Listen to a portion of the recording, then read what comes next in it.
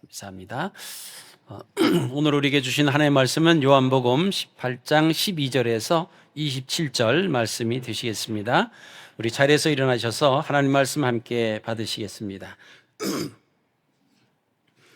이에 군대와 천부장과 유대인의 아랫사람들이 예수를 잡아 결박하여 먼저 안나스에게로 끌고 가니 안나스는 그 해의 대제사장인 가야바의 장인이라. 가야바는 유대인들에게 한 사람이 백성을 위하여 죽는 것이 유익하다고 권고하던 자러라. 시몬 베드로와 또 다른 제자 한 사람이 예수를 따르니 이 제자는 대제사장과 아는 사람이라. 예수와 함께 대제사장의 집들에 들어가고 베드로는 문 밖에 서 있는지라.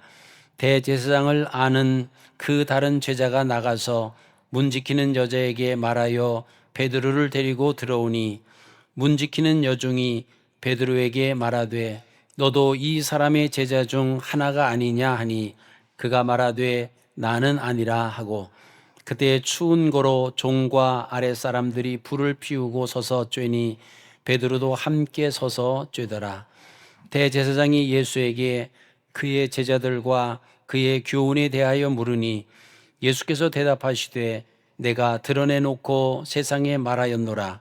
모든 유대인들이 모이는 회당과 성전에서 항상 가르쳤고 은밀하게는 아무것도 말하지 아니하였거늘 어찌하여 내게 묻느냐. 내가 무슨 말을 하였는지 들은 자들에게 물어보라.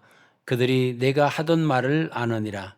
이 말씀을 하심에 곁에 섰던 아랫사람 하나가 손으로 예수를 쳐 이르되 내가 대제사장에게 이같이 대답하느냐 하니 예수께서 대답하시되 내가 말을 잘못하였으면 그 잘못한 것을 증언하라.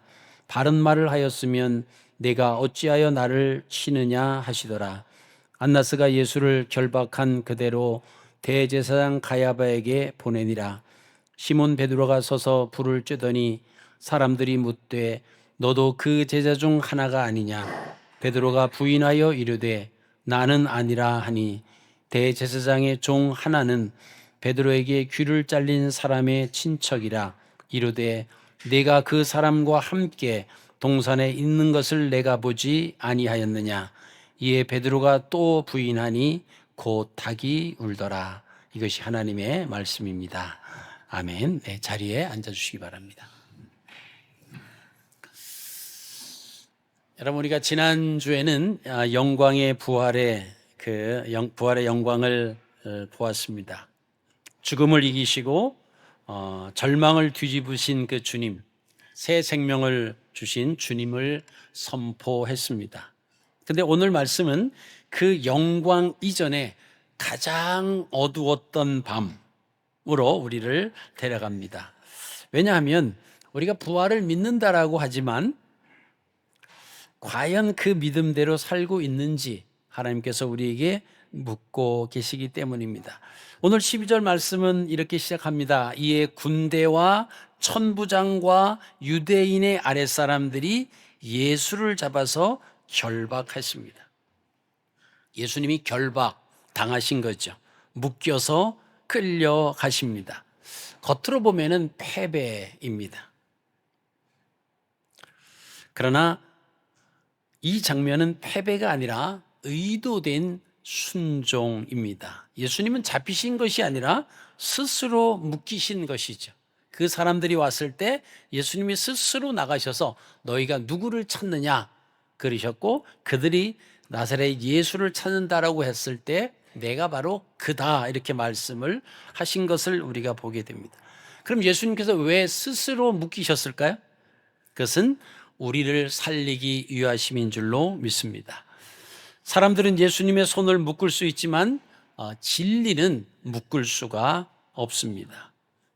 이제 그 예수님을 안나스에게로 끌고 갑니다.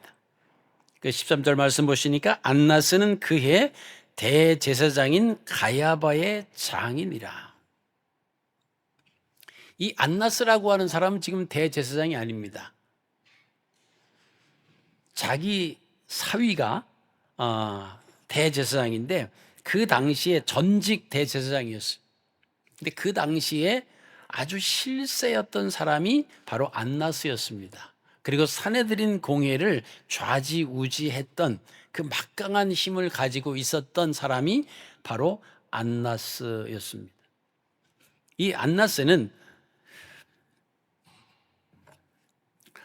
그 자기 이제 사위죠. 사위가 대제사장이지만 사실 그 위에서 더 역할을 감당했던 이 사람들은 다 종교 지도자들입니다.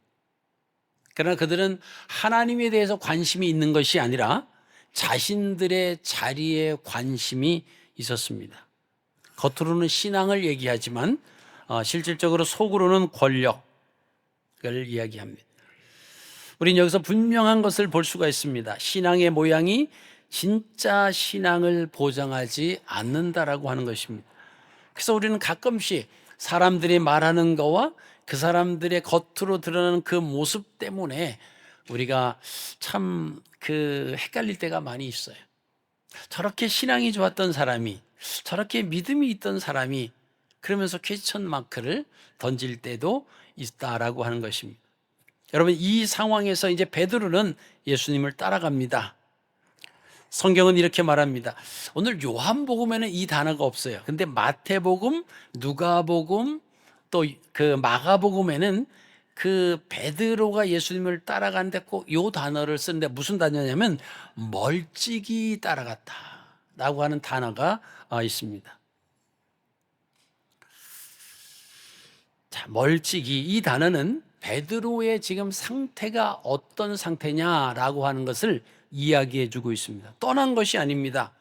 그러나 가까이 있지도 않았다라고 하는 거예요. 여러분, 신앙은요, 떠남으로 무너지지 않습니다. 거리 때문에 무너진다라고 하는 것입니다. 예배는 드립니다. 기도도 합니다. 그러나 마음은 멀어져 있습니다. 관계는 사라지고 형식만 남게 되는 것입니다. 대제사장이 예수님에게 묻습니다. 그의 제자들과 그의 교훈에 대해서 질문을 합니다.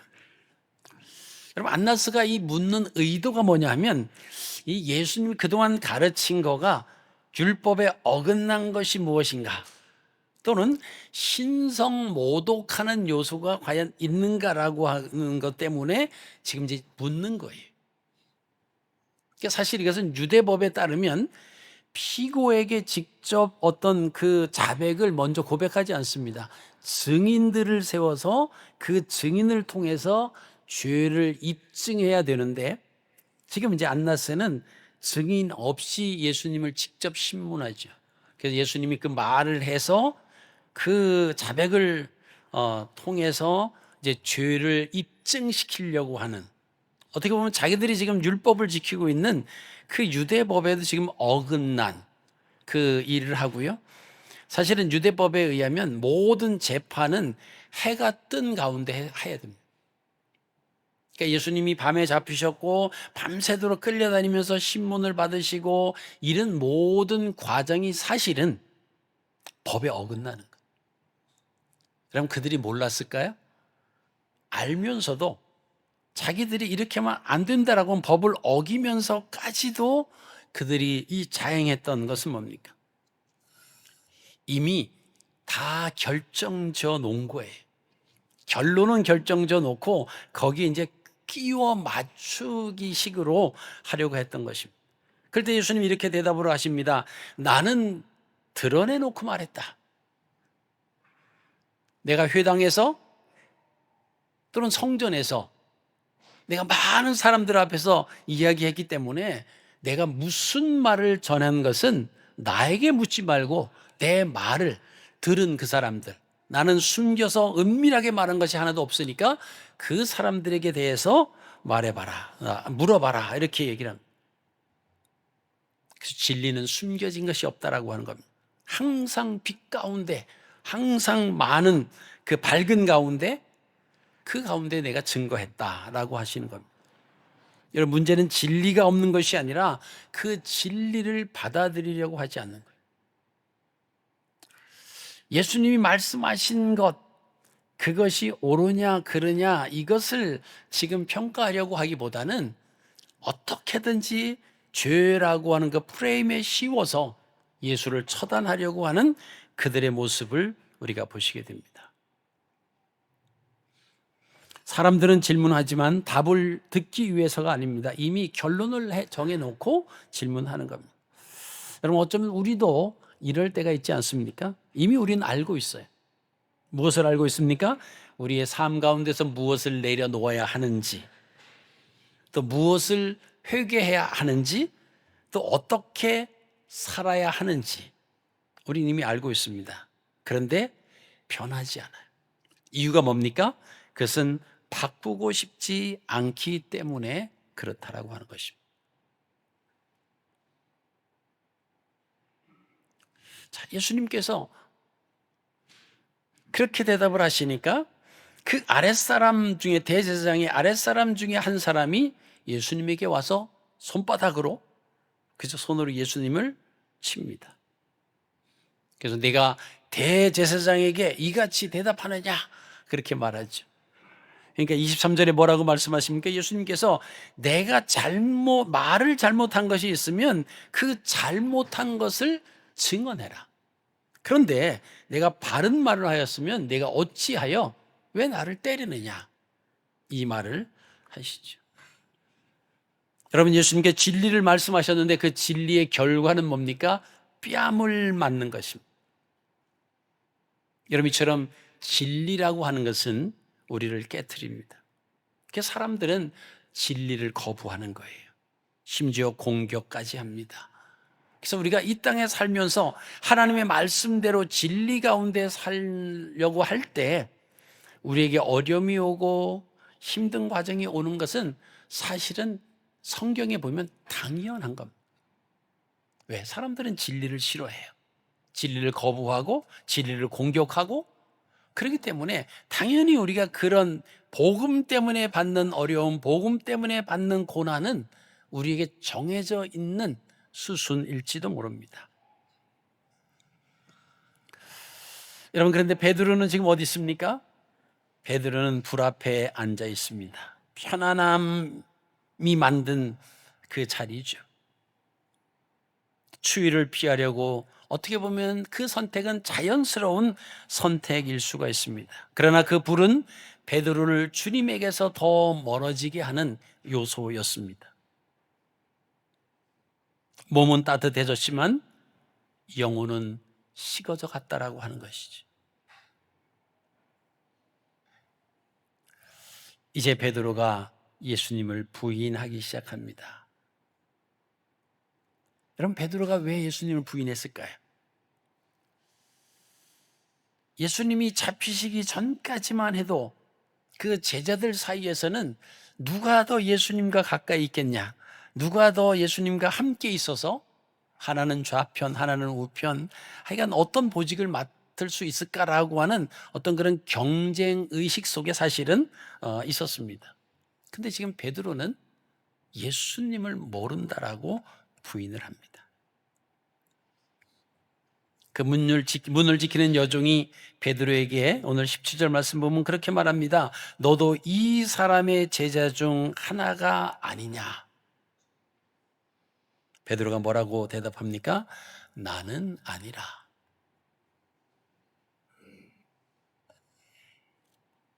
오늘 25절, 26절을 계속해서 보시면 베드로가 서서 불을 쬐입니다. 사람들이 묻습니다. 너도 그 제자 중에 하나가 아니냐? 베드로는 또 부인하지요. 나는 아니라.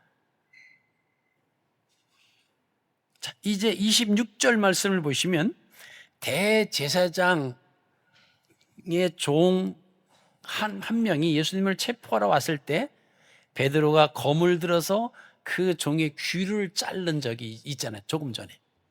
근데 거기에 친척되는 사람이 그 상황을 본 거예요. 그러니까 자기 친척의 귀를 떨어뜨렸던 그 베드로를 그 동산에서 분명히 본 거예요. 그래서 그가 그렇게, 내가 그 사람과 함께 있는 것을 내가 보았다. 내가 보지 않, 내가 봤는데 너 왜 거짓말 하느냐? 그렇게 이야기를 하는 거죠. 한 번, 두 번, 세 번. 그는 완전히 자기는 예수님을 모른다고 끊어냅니다. 왜 그랬을까요? 두려움 때문에 그랬을 거예요. 여러분, 우리도 그럴 때가 있지 않습니까? 사람들 앞에서 신앙을 숨기고 상황 앞에서 믿음을 접어놓고 편안함을 위해서 진리를 내려놓을 때가 있지 않습니까? 우리는 베드로를 보면서 어떻게 예수님이 바로 들으실 수 있는 그 거리에서 예수님을 모른다고 한 번도 아니고 세 번씩, 그리고 다른 복음서에 보면은 마지막 때는 예수를 저주하면서 아무런 관계가 없다고 부인했던 그 베드로를 향해서 우리는 어쩌면 사람이 그럴 수 있느냐고 손가락질 할 수도 있습니다. 그러나 바로 그 베드로의 모습이 우리다라고 하는 거예요. 오늘 27절에 이에 베드로가 또 부인하니 곧 닭이 울더라.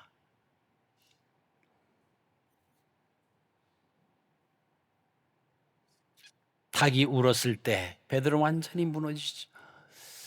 얼마 전까지, 조금 전까지만 해도 자기가 그렇게 아주 의기양양했을 때 예수님께서 오늘 밤 닭이 2번 울기 전에 내가 나를 3번 부인하리라고 하셨던 그 말씀, 자기는 두려움에 쌓여서 예수님을 모른다고 했는데 그것이 닭 울음소리와 깨달아지는 거죠. 여러분, 그러나 그것은 끝이 아닙니다. 닭 울음소리는 이제 회복의 시작이었다라고 하는 것입니다. 부활하셨던 주님은 베드로를 찾아오십니다. 베드로를 찾아오셔서 베드로에게 물으시죠. 내가 나를 사랑하느냐?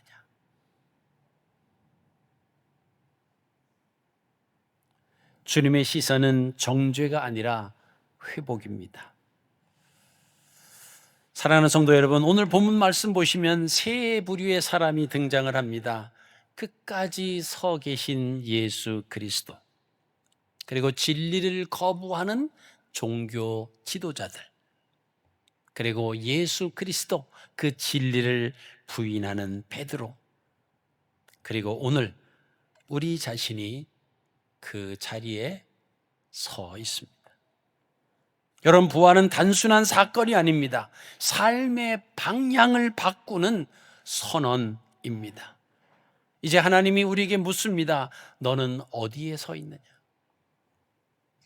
여러분, 이 아침에 하나님께서 우리에게 물으시는 그 질문을 들으시기를 바랍니다.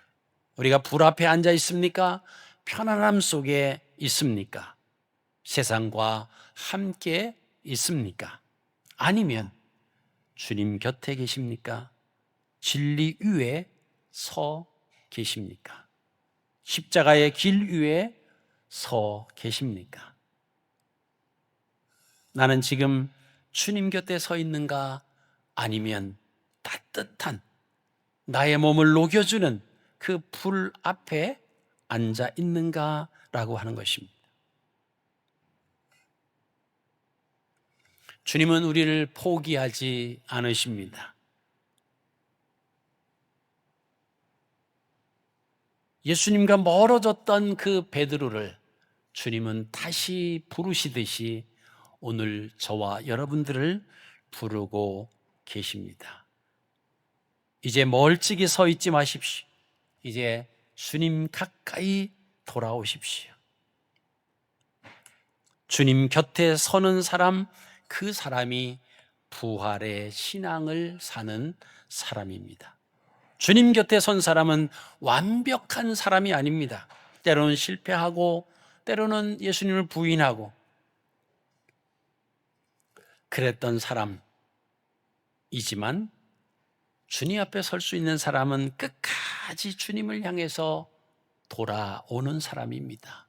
넘어졌어도 괜찮습니다. 다시 일어나서 주님을 향해서 가겠다고 돌아오려고 하는 사람이 주님 앞에 서는 사람이 되는 것입니다.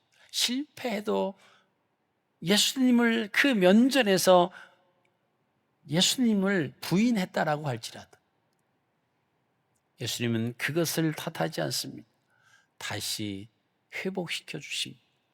찾아오셔서 내가 나를 사랑하는, 내가 너에게 이렇게 해줬는데 내가 그럴 수 있느냐 섭섭함을 말씀하시는 것이 아니라 다시 일어설 수 있도록, 다시 주님 앞에 설 수 있도록 우리에게 회복을 말씀해 주십니다. 여러분, 이 아침에 우리가 들은 이 말씀을 통해서 여러분 지금 어디에 서 계십니까? 나는 편안함 속에, 세상 속에 주님과 멀찍이, 그러나 예배는 가고 기도도 하고, 그렇지만은 이 마음에 주님을 향한, 하나님을 향한 그 믿음은 좀 멀리 떨어져 있다라고 하면 주님께서 물으시는 그 음성, 너는 지금 어디 있느냐? 그 질문은 세상 속에 편안함 속에, 그 속에 따뜻한 불 앞에 앉아 있는 우리에게 그 질문을 하시는 것은 그 자리에 계속 머물러 있으라고 하는 것이 아니라 내게로 와라, 십자가 위로 오라, 십자가 아래로 오라, 내 곁으로 오라고 요청하시는 질문이신 겁니다.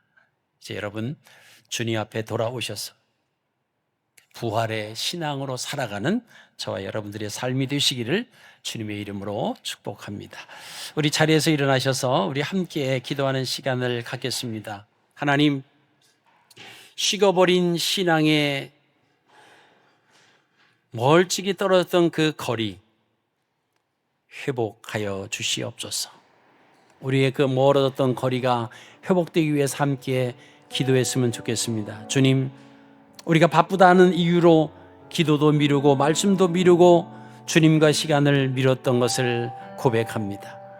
주일 예배는 드리지만 평일에는 주님 없이 살았고, 입술은 믿음을 말하였지만 마음은 점점 멀어졌습니다.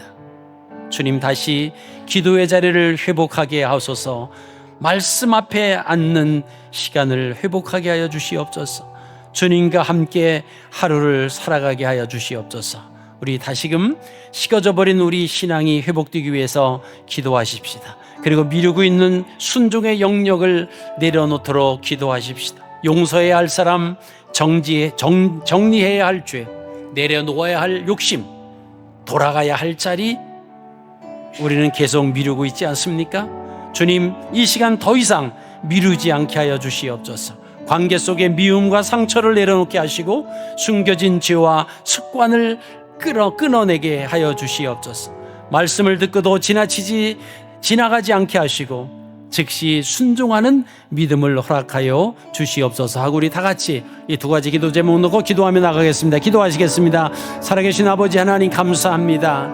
하나님, 오늘 하나님의 말씀처럼 아버지, 우리는 모양도 갖췄고 형식도 갖췄지만 베드로처럼 예수님을 멀찍이 두려움 가운데 가까이 가지 못하고 나의 주여, 나의 구세주여, 살아계신 하나님의 아들이라고 고백했던 하나님, 그 마음은 멀리 떨어져 멀찍이 예수님을 따랐던 베드로의 모습이 우리의 모습이었습니다. 하나님, 우리가 바쁘다라고 하는 이유 때문에 하나님, 기도도 미뤘고 말씀도 미뤘고 주님과 함께하는 시간도 미루었음을 하나님 앞에 고백합니다. 하나님, 우리가 예배는 드렸지만 아버지는 평일에는 주님 없는 삶을 살았던 것을 하나님 앞에 회개합니다. 입술은 믿음을 말하였지만 마음은 점점 멀어졌던 것을 하나님 앞에 고백합니다.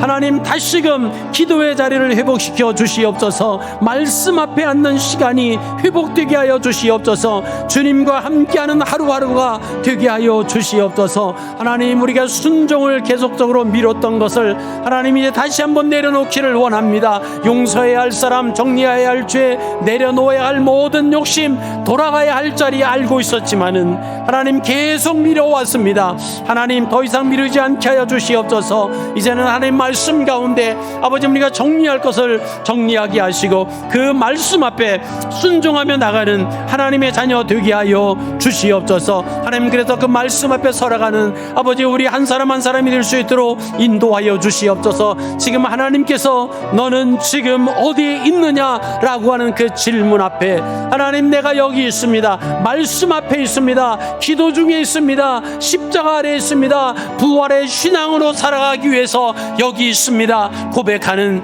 주의 자녀들 될 수 있도록 하나님 역사하여 주시옵소서. 주의 질문 속에 아버님 대답할 수 있는 하나님의 자녀 되게 하여 주시옵소서.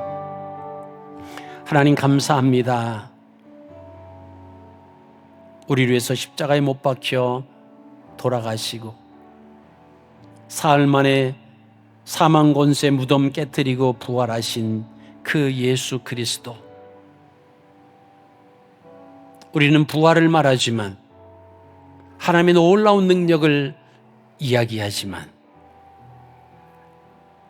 주님을 멀찍이 따라왔음을 하나님 앞에 회개합니다. 주님을 사랑한다고 말했지만 그러지 못했습니다. 식어져 버린 신앙의 거리가 점점 멀어져 갔던 것을 또 하나님 앞에 고백합니다. 바쁘다라고 하는 이유 때문에 기도도 말씀도 주님과 함께하는 시간도 미루었던 우리의 모습을 고백합니다. 예배는 드리지만 예배 후에 우리의 삶은 주님 없는 삶을 살았던 우리의 모습을 고백합니다. 좌절하고 실패하고 낙담했던 베드로를 주님 찾아오셔서 내가 나를 사랑하느냐 베드로를 회복시켜 주시기 위해서 찾아오신 그 놀라운 사랑, 우리를 향해서 찾아오셔서 내가 어디에 서 있느냐라고 물으시는 그 음성을 듣게 하여 주시옵소서. 세상 속의 편안함 속에 따뜻한 불 앞에 앉아 있는 우리의 모습은 아닙니까? 세상의 성공 때문에 주님과 멀리 떨어져 있음에도 그것을 의식하지 못하고 서 있는 우리의 모습은 아닙니까? 주님의 음성을 듣습니다. 내가 어디에 있느냐? 내가 어디에 서 있느냐? 그 음성 속에 십자가 앞으로, 주님 앞으로, 말씀 앞으로 기도의 자유로 나가는 하나님의 자녀들 되게 하여 주시옵소서.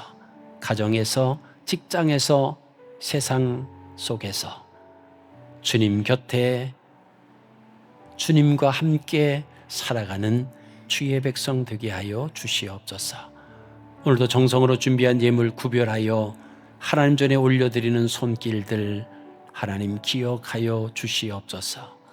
이 세상의 물질이 다가 아니기에 하나님께서 물질 얻을 능을 주셨기에 이 물질을 얻었습니다 고백하는 저들의 신실함 속에 하나님께서 더욱더 저들에게 흔들림 없는 물건을 허락하사 그 물질로 하나님의 영광을 더욱 드러내는 주의 자녀들 되게 하여 주시고, 이 땅에 살아가면서 물질로 인하여 걱정하거나 염려하거나 눈물 짓는 일이 없도록 때를 따라 하늘의 보구를 열어서 하나님께서 채워주시는 놀라운 은혜가 저들에게 함께하게 하여 주시옵소서.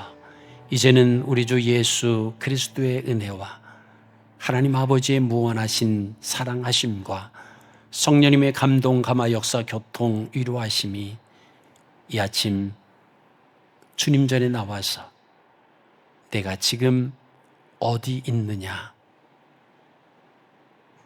우리의 상황을 바라보시면서 질문하시는 그 하나님의 질문에 이제 내가 주님 앞에 서 있겠습니다. 말씀의 자리로 서 있겠습니다. 기도의 자리에 있겠습니다. 고백하며 다짐하며 세상으로 향하는 하나님의 백성들 머리 위에와 저희들 가정과 직장과 사업장과 두고 온 조국과 이 나라와 몸된 교회 위에 이제로부터 영원토록 함께하옵시기를 간절히 축원하옵나이다. 아멘.